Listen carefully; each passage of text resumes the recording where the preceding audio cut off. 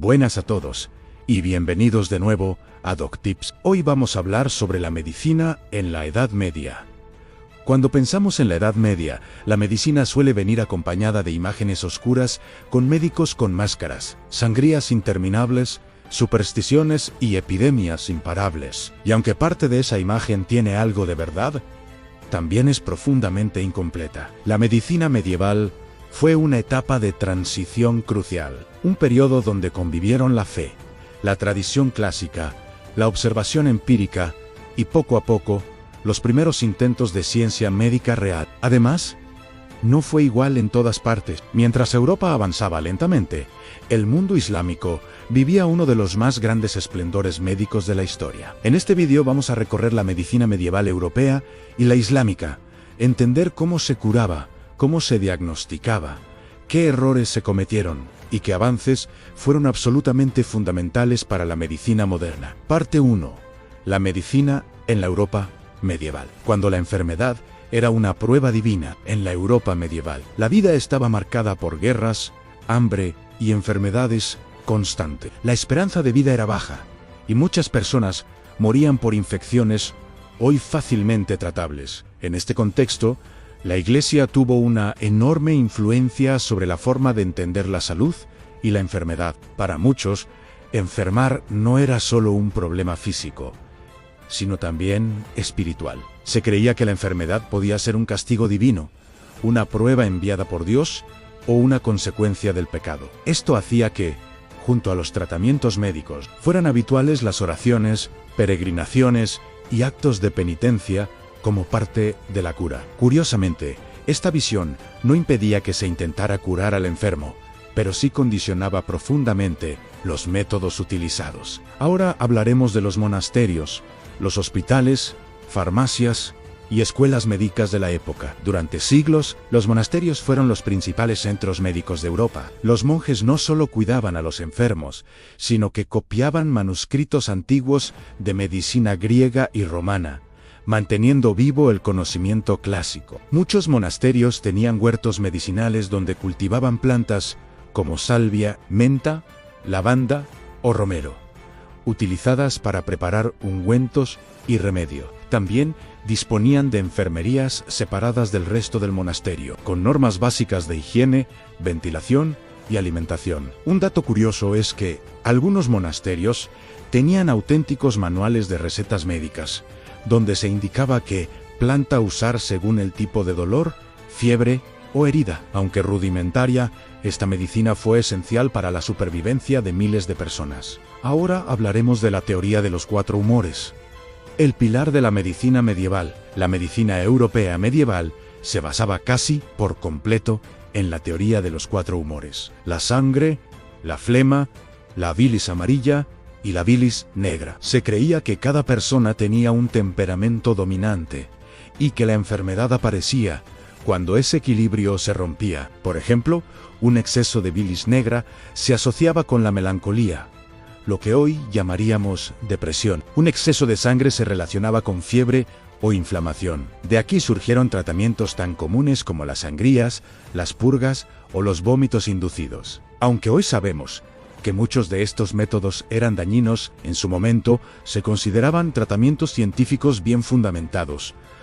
Ahora veremos el método de las sangrías, el remedio para casi todo. Las sangrías fueron probablemente el tratamiento más utilizado en la Europa medieval. Se practicaban para dolores de cabeza, infecciones, fiebres, problemas mentales e incluso como prevención. Los médicos creían que el lugar del cuerpo donde se realizaba la sangría debía elegirse cuidadosamente y que incluso la posición de los astros podía influir en su efectividad. Había calendarios médicos que indicaban qué días eran seguros para sangrar a un paciente. En muchos casos, las sangrías debilitaban tanto al enfermo que acababan empeorando su estado, aunque durante siglos nadie puso en duda su eficacia. Ahora pasemos a los médicos, barberos y curanderos en una medicina fragmentada. No todos los que practicaban medicina tenían la misma formación. Los médicos universitarios estudiaban textos clásicos en latín y solían atender a nobles y clases altas.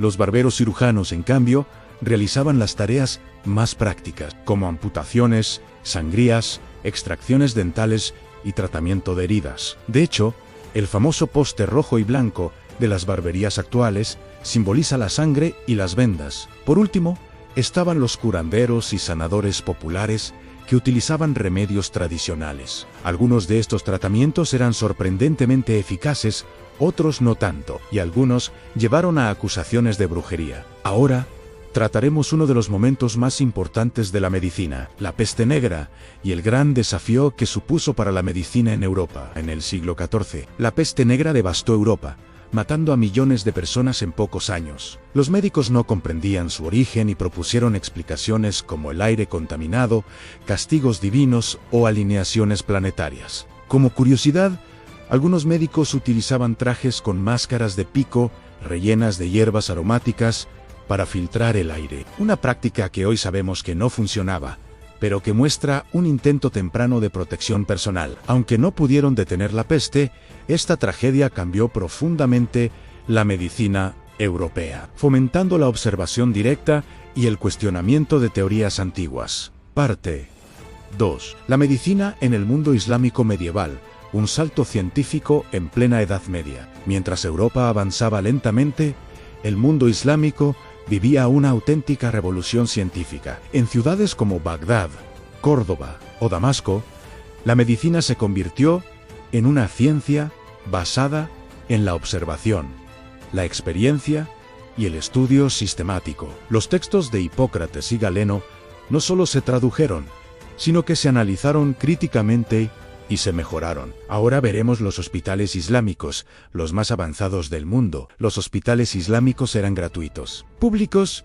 y extremadamente organizados. Tenían salas separadas por enfermedades, médicos especializados, farmacias internas y registros escritos de los pacientes. Un dato curioso es que algunos hospitales ofrecían música, jardines y apoyo emocional para pacientes con enfermedades mentales, algo revolucionario incluso para estándares modernos. Ahora trataremos los grandes médicos que cambiaron la historia en el mundo islámico. Avicenna escribió el Canon de la Medicina, que fue el manual médico más utilizado del mundo durante siglos. Describió enfermedades infecciosas, métodos diagnósticos y tratamientos con un nivel de detalle impresionante. Al-Razi fue uno de los primeros en diferenciar claramente la viruela del sarampión y defendía que la observación del paciente era más importante que seguir ciegamente los libros. Ahora hablaremos de la higiene, la farmacología y la prevención que había en el mundo islámico. La medicina islámica daba enorme importancia a la higiene diaria, el lavado de manos,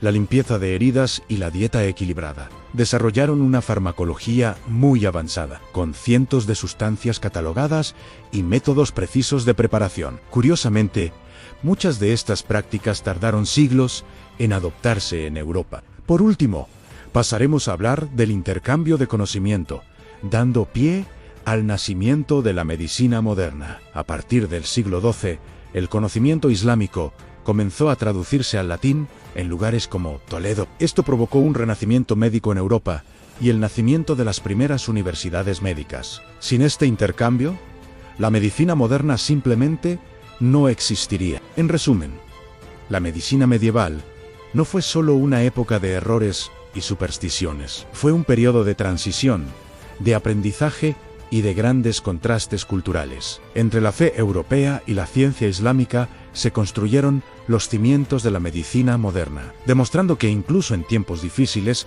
el conocimiento nunca dejó de avanzar. Hasta aquí el video de hoy. Nos vemos en el próximo episodio de DocTips.